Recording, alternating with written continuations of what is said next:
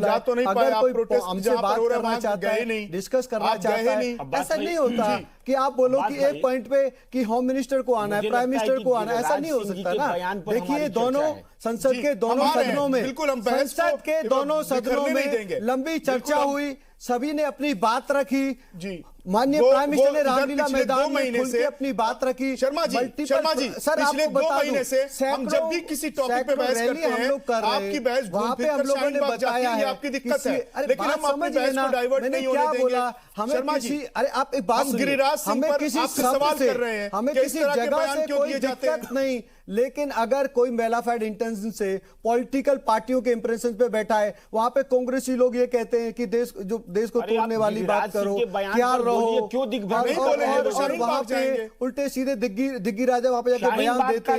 आप देखिए वहां पे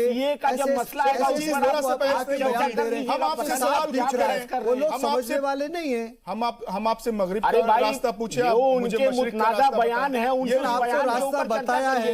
हमारी पार्टी सबका साथ, सबका विकास, सबका बयान जो पिछले 2-3 दिनों में बयानबाजी पे हमारे माननीय राष्ट्रीय बयानबाजी नहीं ले रहे हैं। माननीय राष्ट्रीय अध्यक्ष को बुला के समझाया है, परिवार का जो बड़ा होता है उसके पास अधिकार होता है, तो वो बात हो गई।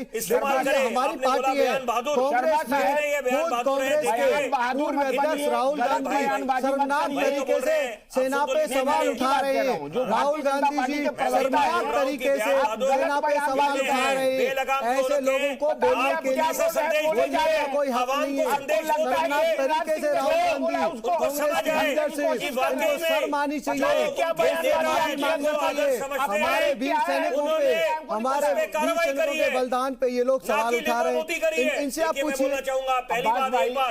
राहुल गांधी से माफी मांगी, भारतीय जनता पार्टी कांग्रेस के लीडरों को माफी मांगनी चाहिए। हमारी पार्टी में डेमोक्रेसी है, हमारा अध्यक्ष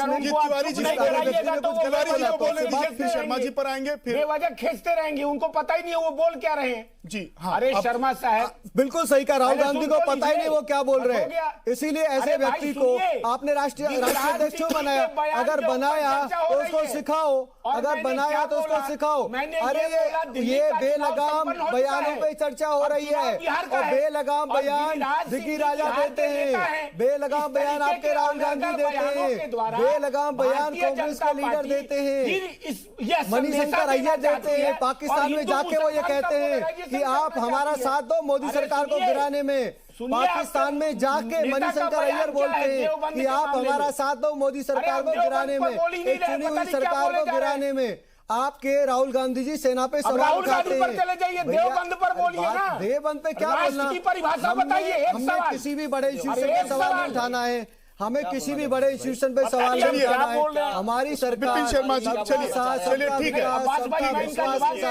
एक एक करके बात करिए, इस तरह से बात नहीं होगा। भारतीय जनता पार्टी के लोग झूठ बड़े बोलते हैं, और एक बात उनको समझ नहीं है, उनको बोलना चाहिए। शर्मा जी आप पे आऊंगा, शर्मा जी आप पे आऊंगा, के बारे में आप गूगल पे भी सर्च करिए, सबसे पता चल जाएगा कौन सबसे झूठा नेता है। मैं आपको बताता हूँ राष्ट्रवाद क्या है और देवबंद क्या है, सुन लीजिए। राष्ट्रवाद ये शर्मा जी पार्टी देश को आजाद कराने के लिए बनाई गई थी। एक एक करके बात करेंगे, एक एक करके बात करेंगे, उसको देश का शोषण करने का कोई परमिट नहीं मिला हुआ है। खेमचंद शर्मा जी विपिन जी, देखिए मैं ये बोलना चाहूंगा कि पहली बात तो एक बात निश्चित है, नहीं मैं खेमचंद जी के बात का जवाब देना चाहता हूं, तो फिर जवाब कांग्रेस को बैठने का फायदा क्या हुआ जब हम जवाब ही नहीं देंगे? आपने तो बोला है साहब, आपने तो अरे मैं उनकी बात का जवाब देना चाहता हूं। तिवारी जी को बोल रही थी, तिवारी जी को बोल रहे हैं आधा घंटे से, राहुल गांधी जी की तरह बोलते हैं। ठीक है।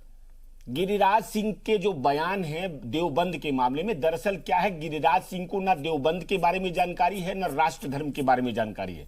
मणिशंकर को है। अरे सुन तो लीजिए, नहीं आप बताओ ना। अरे सुन तो लीजिए, मणिशंकर और गिरिराज सिंह को तोल दीजिएगा।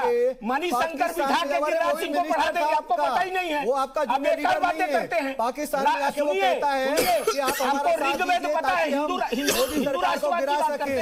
राहुल गांधी जी को समझ है, वो सेना पे सवाल उठा रहे हैं, वो अरे शर्मा साहब ठीक है, ये स्वीकार कर लीजिए कि तिवारी जी और खेमचंद शर्मा जी, तिवारी जी और खेमचंद शर्मा जी, तिवारी जी और खेमचंद शर्मा जी, और आप नेशनल चैनल पर बैठ करके आप जो गिरिराज सिंह जैसे नेता हैं कहाँ बात कर रहे हो? चलिए देखिए, यहाँ पर कुछ कंस्ट्रक्टिव बहस होनी चाहिए। नहीं तिवारी जी, शर्मा जी, नहीं ऐसे बहस नहीं होगी, ऐसे बहस नहीं होगी, ब्रेक लेना पड़ जाएगा, ब्रेक लेना पड़ जाएगा, ऐसे बहस नहीं होगी, ऐसे बहस नहीं होगी। देखिए तिवारी जी ठीक है, तिवारी जी ठीक है, शर्मा जी ठीक है, मनोज तिवारी जी, मनोज तिवारी जी अभी आएंगे, आपके नेता ठीक है, सेना पे सवाल उठा रहे हैं। ठीक है शर्मा जी, खेमचंद शर्मा जी, देखिए दिक्कत दोनों लोगों की क्या है कि आप राहुल गांधी, पता नहीं क्या तिवारी जी आप दोनों लोगों की दिक्कत ये कि आप राहुल गांधी के बयान को नहीं गलत ठहराएंगे, वो गिरिराज सिंह के बयान को नहीं गलत ठहराएंगे। तिवारी जी, तिवारी जी वोट की राजनीति कांग्रेस ने देश को डिवाइड करके रूल किया। नहीं ऐसे बहस नहीं हो पाएगी, तिवारी जी ऐसे बहस नहीं हो पाएगी, तिवारी जी ऐसे बहस नहीं हो पाएगी, ऐसे बहस नहीं हो पाएगी।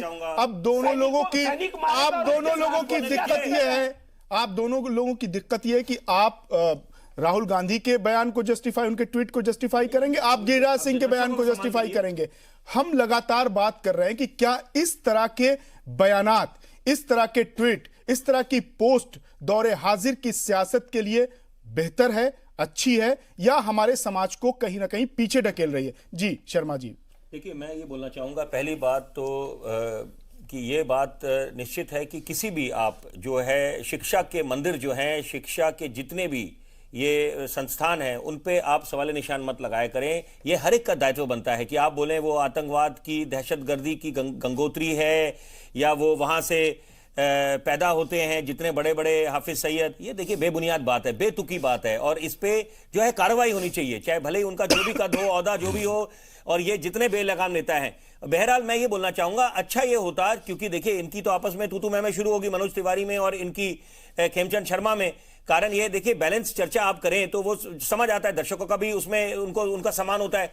आप एक तरफ बात कर रहे हैं कि बेलगाम जो गिरिराज सिंह हो गए, उसके साथ साथ अच्छा होता कि मनोज तिवारी साथ में ये बोलते कि देखिए मणिशंकर अय्यर भी किस तरह की बेतुकी बात करते हैं, ये नीच आदमी, इनको, और राहुल गांधी डंडा मारेंगे, इसको डंडा निकलने नहीं देगी जनता 6 महीने बाद।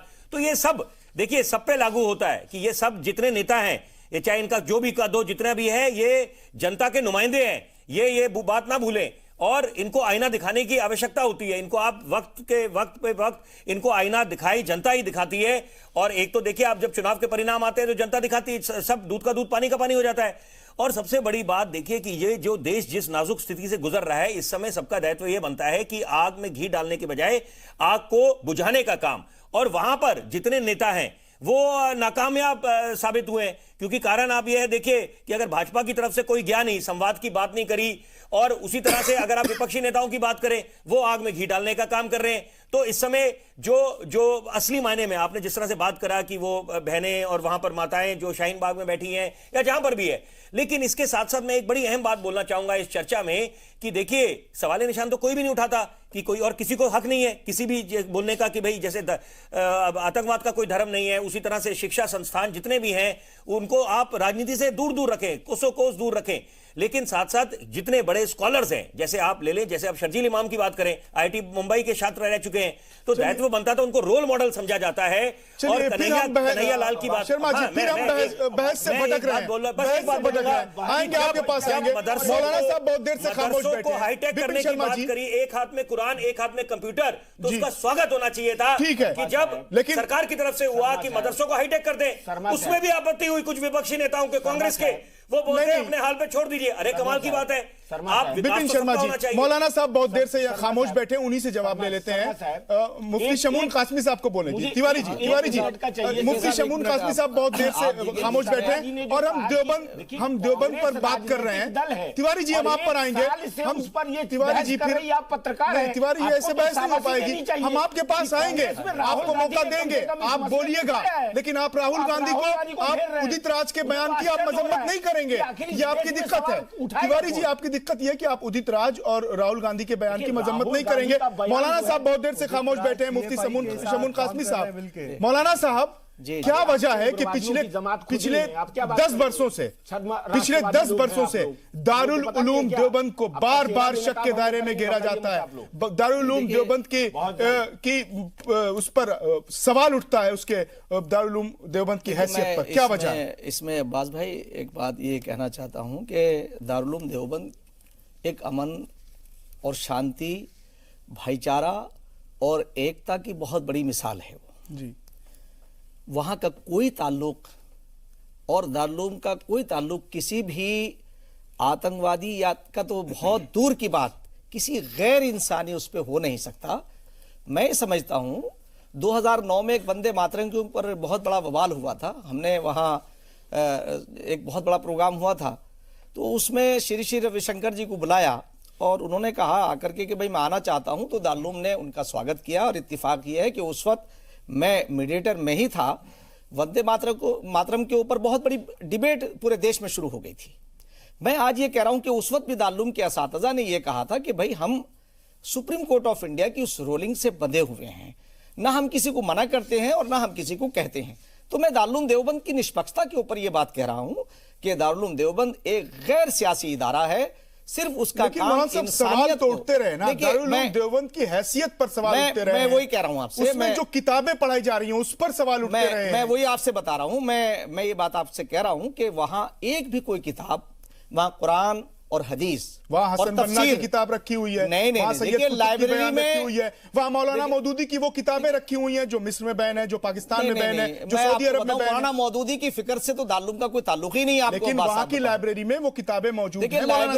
लाइब्रेरी तो ऐसी होती है अब्बास साहब कि लाइब्रेरी में तो बहुत सारी किताबें होती हैं। ऐसा नहीं है कि लाइब्रेरी का मतलब जो है बैन किताबें, लाइब्रेरी में हजारों लाखों किताबें हैं वहां एक मिनट जरा, वहां जो है हिंदू लेखकों की भी हैं और अंग्रेज लेखकों की भी हैं और बादशाहों के हाथ के लिखे हुए नुस्खे भी हैं वहां। लेकिन जो पाबंदीशुदा किताबें हैं, देखिए जो मिस्र और सऊदी अरब दो बड़े इस्लामी मरकज हैं, देखिए मैं जो आपसे कहना चाह रहा हूं, जो मैं कहना चाह रहा हूं आपसे, देखिए एक चीज क्या है कि वस्ल के असबाब पैदा हूं तेरी तकरीर से, देख कोई दिल ना दुख जाए तेरी साहब। एक सवाल मेरा, उसके बाद हम ब्रेक लेंगे। जरा मैं एक बात पूरी कर दूं मोहन साहब, मेरा जो सवाल है ना, मेरा जो सवाल है वो अवाम का सवाल है कि क्या दारुल उलूम देवबंद उस विरासत को बचाने में नाकाम हो गया जो मौलाना कासिम नानोतवी की विरासत थी, जो रशीद गंगोहवी की विरासत थी, जो मौलाना शेखुल हिंद महमूदुल हसन की विरासत थी? अब कहीं ना कहीं इदारा भटक गया है।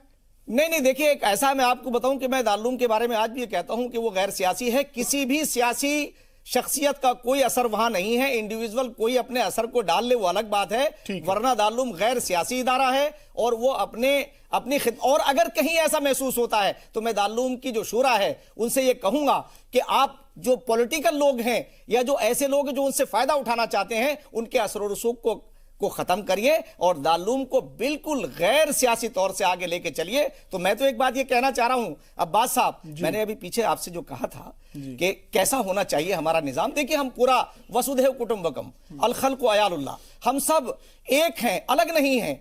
मैं ये कहता हूं कि अरबी और संस्कृत का दोनों में बड़ी सिमिलरिटी है।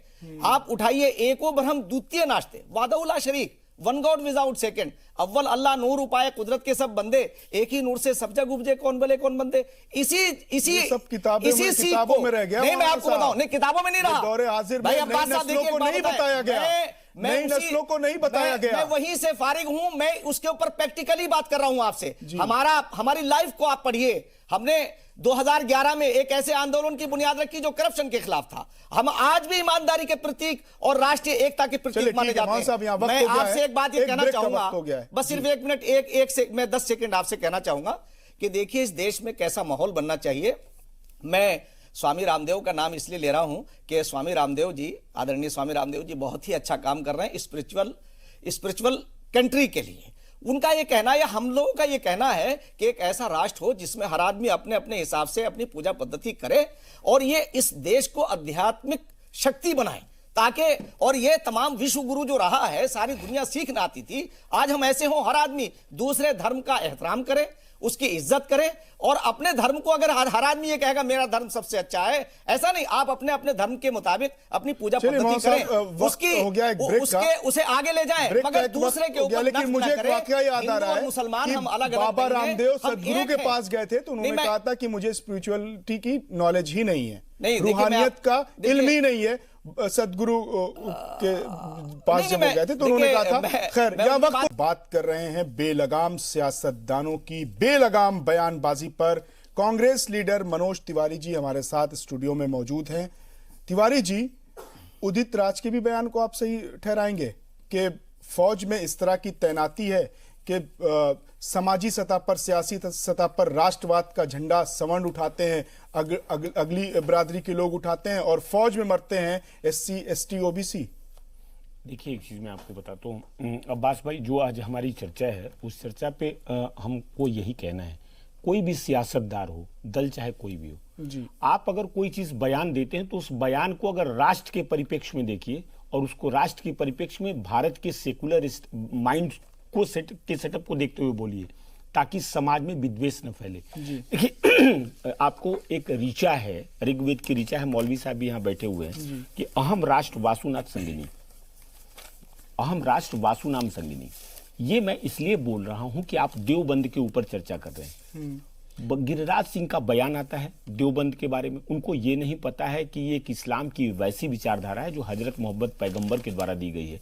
1857 के गदर की असफलता के बाद जो उसके संस्थापक थे कासिम नानोतवी साहब जी, उन लोगों ने ये इस बात की, अंग्रेजों की मुखालफत की, उनको ये पूरे देश को ये पैगाम दिया कि हम एक साथ मिलकर के और इस अंग्रेजों और गोरों से लड़ सकते हैं। इस तरीके का संदेश के लिए उस देवबंद में इस शैक्षणिक संस्था की स्थापना की गई थी और उस संस्था के खिलाफ में बोल देना ये सिर्फ एक सियासी लफबाजी है जिसका मुख्य मकसद ये है। तिवारी जी, आप बार बार गिरिराज सिंह को ही कटघरे में खड़ा कर रहे हैं, उनकी मजम्मत कर रहे हैं, उन पर आज एक्शन भी हो गया, पार्टी ने तलब कर लिया, उनको नसीहत भी दे दी। नहीं, मुझे लेकिन तो नहीं लग रहा है राहुल मैं माफी गांधी के बारे में एक लफ्ज नहीं कहा। नहीं, आपने अभी मैंने उदित राज के उन ट्वीट पर सवाल किया, उस पर भी आप नहीं कुछ बोले। देखिए, आप देवबंद पर आ गए। अब्बास भाई, आपने चूंकि चर्चा उसी पे शुरू नहीं, हमने बेतुकी बयानबाजी पर की है। पुलवामा पे कहा, मैंने पुलवामा पे भी कहा। देखिए, दरअसल क्या है कि राष्ट्रवाद जो है, इनका हर मामला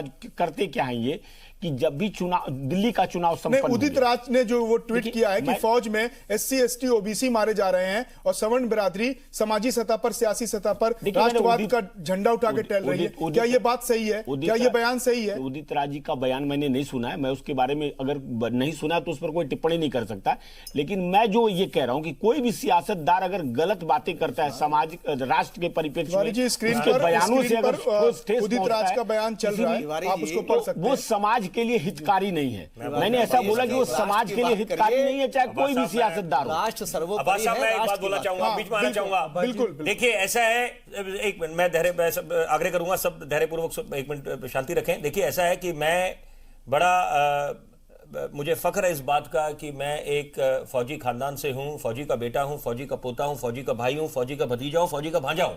और देखिए, और भले ही मैं फौज में नहीं रहा तो, लेकिन सबसे पहले मैं ये बोलना चाहूंगा कि कम से कम फौज को इस सियासी इस तनातनी में बीच में लाना नहीं चाहिए किसी भी मामले में। आप फौज पे सवाल निशान नहीं उठा सकते।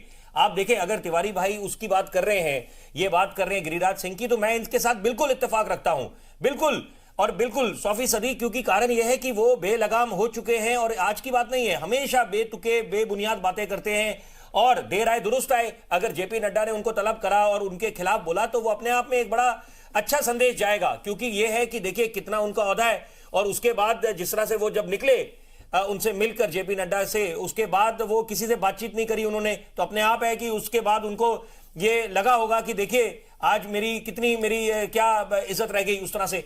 लेकिन आप देखिए फौज के मामले में अगर तिवारी जी ये बोलते, इन्होंने बोला कि मेरे को उदित राज के बयान नहीं मैंने पढ़े, वो समझ आता है, लेकिन कम से कम वो कुछ बात बोल देते कि देखिए सारी तरफ अक्रॉस दी पॉलिटिकल स्पेक्ट्रम सब नेता एक जैसे हैं।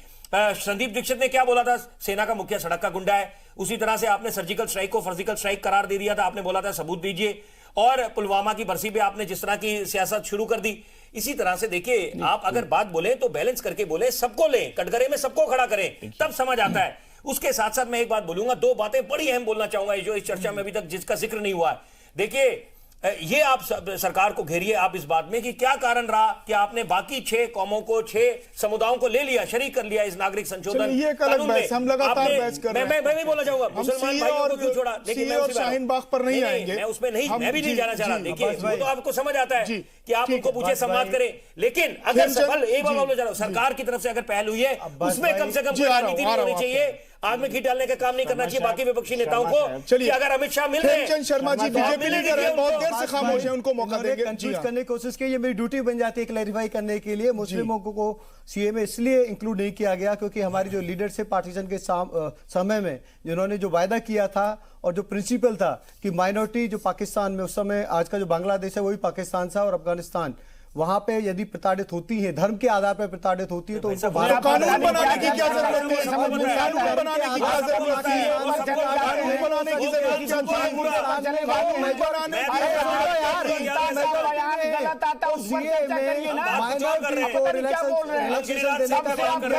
नंबर 2 नॉर्मल सिटीजनशिप जो कानून भारत का है वो आज भी है और उसके तहत विश्व के किसी भी कानून के तहत व्यक्ति को भारत में नागरिकता शर्मा जी उसी कानून के तहत आप वहाँ के अल्पसंख्यकों को, अक़लियतों को ले आते हैं। नागरिकता बंद नहीं की गई है। नहीं शर्मा जी, असल में बार बार शाहीन बाग पर आएंगे, झूठ फैलाने का काम कांग्रेस कर रही है।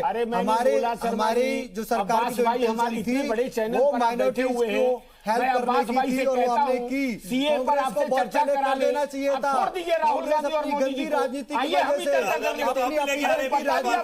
से वो कर नहीं पाए, वो हमने किया। आप सीए पर क्यों आ रहे हैं, आप सीए पर क्यों आ रहे हैं, आप सीए पर आएंगे तो हिम्मत रखती है अपने लीडर पे एक्शन करने की, लेकिन कांग्रेस का तो सुप्रीम लीडर। चलिए ठीक है हेमचंद शर्मा जी, ठीक है आपकी बात पहुंच गई, आपकी बात पहुंच गई, आपकी बात पहुंच गई, आपकी बात पहुंच गई। मौलाना साहब अब्बास भाई, मैं एक बात ये कहना चाहूंगा कि आदरणीय हमारे गिरिराज जी और तमाम लोगों से और जो यहाँ पैनलिस्ट हैं सबसे, कि आपको सबसे पहले मैं दावत देना चाहता हूं कि दारुल देवबंद आप जाके ठहरिए, क़याम करिए, आप वहां मेहमान होंगे, आपको पूरी जानकारी लेने का हक है, आप वहां जाइए। दूसरी बात मैं कहना चाहता हूं कि जो देश में अब तक विकास कार्य हुए, इसमें कोई संदेह नहीं है, शक नहीं है कि प्राइम मिनिस्टर ने जो काम किए बगैर भेदभाव के किए।